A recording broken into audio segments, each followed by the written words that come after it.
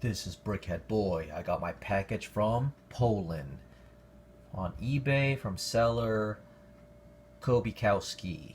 So here it is. Always wanted a World War One tank, and let's open it up.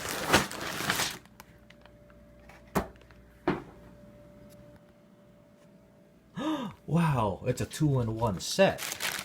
Just kidding. Actually, I ordered both of these and asked for simple packaging, so simply stuff them in this box and save on shipping cost. So that's why the box looks like that. I don't care much for the box, and price wise this was $34.50 and about $32. Pretty good, and shipping on top of that was $18. So I got a total price for $85 for both of these.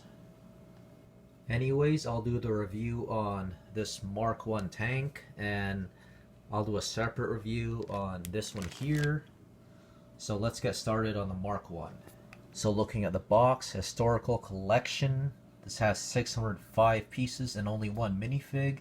Set number 2972. There's your minifig. Top view, side view. Shows your dimensions. Take a look at the back. And the back of the box shows the back of the tank. So there's just some simple functions. There's your real picture of the Mark 1 and your specs. In service 1916 and 1918, and just the rest, weight, armor, engine, all that good stuff. And with the instruction book too, shows your specs and just other information here. Please recycle, not suitable, not for children under 3 years.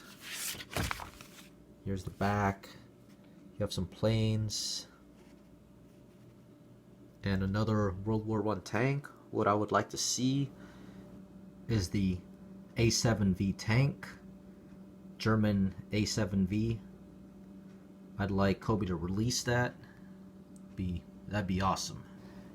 Anyways, here are bags. So bag 1, bag 2. Let's build it.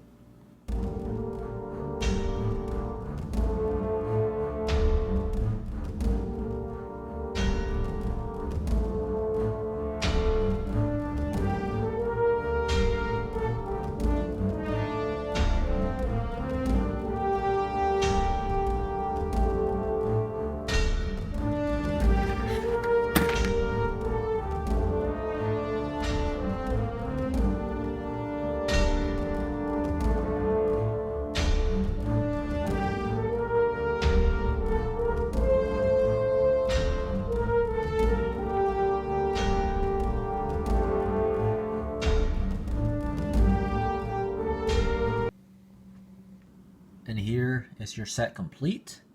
There's your tank. You get one soldier with just binoculars, and he has no weapons, no firearms. That's kind of disappointing.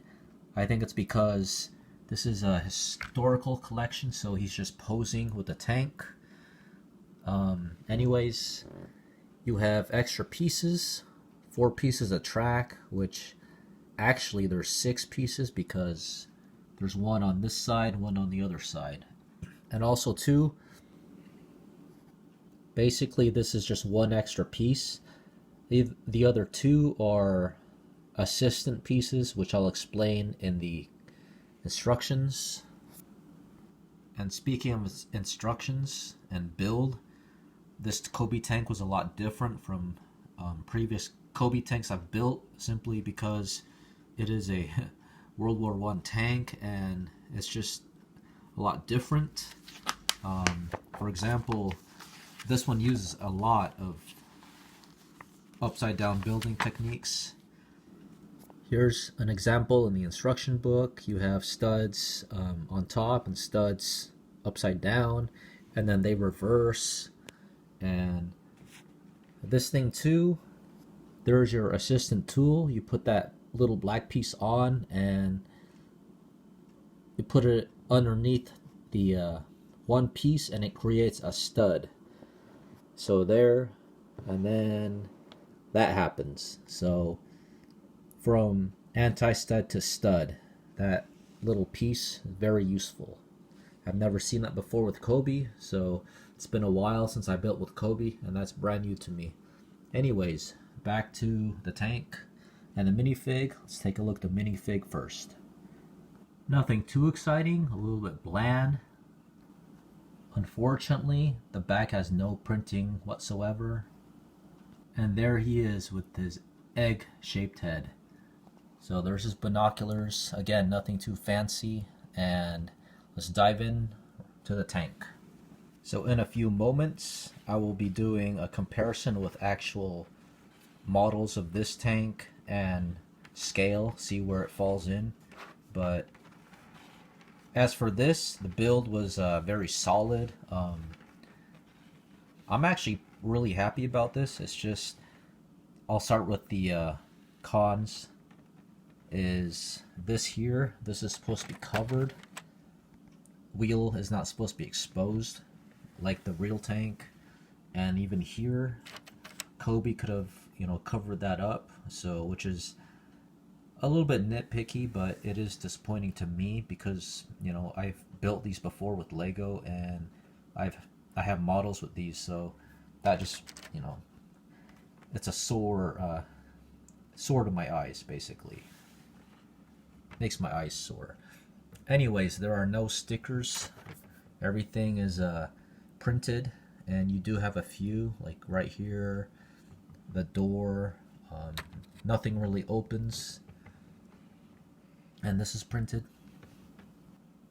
There are 3 smokestacks on top, and you do have a hatch, which that's as far as it goes. You just put a minifig to sit or stand on there.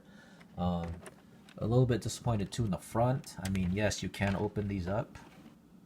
However, again, Cobi could have, done something to add minifigs in there, but it's unfortunate. In the back, you have, vents in there and some detail. It looks pretty nice.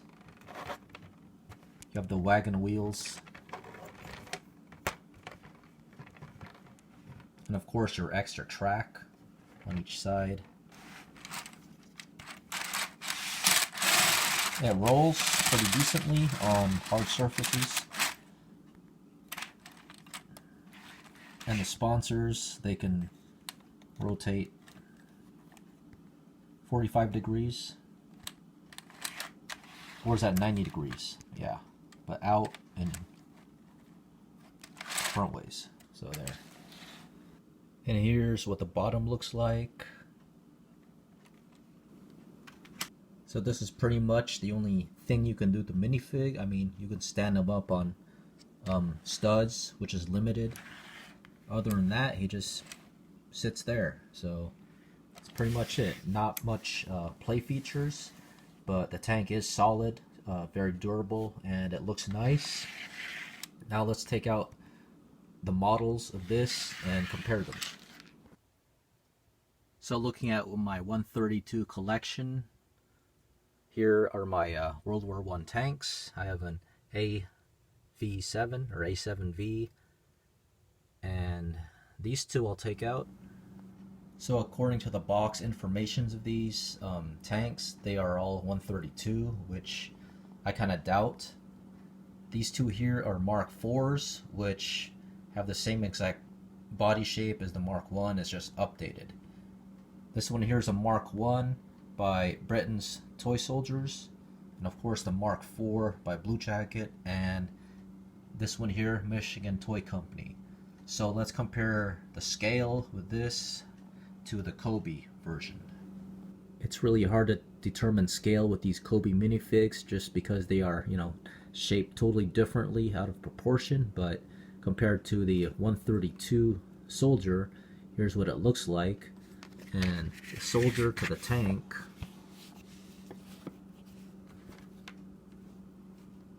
And now let's do Cobi. His head doesn't even touch the cannon.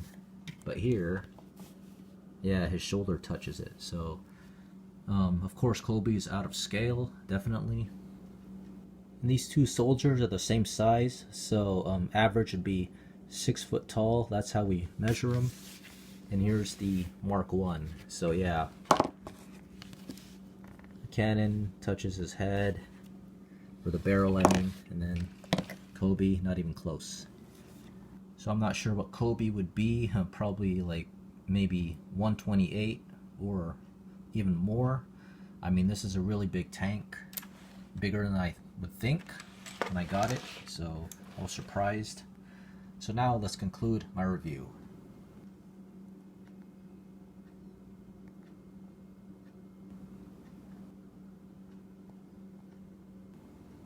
Again, with this, the build was very solid. The tank looks phenomenal. Yeah, there's no interior.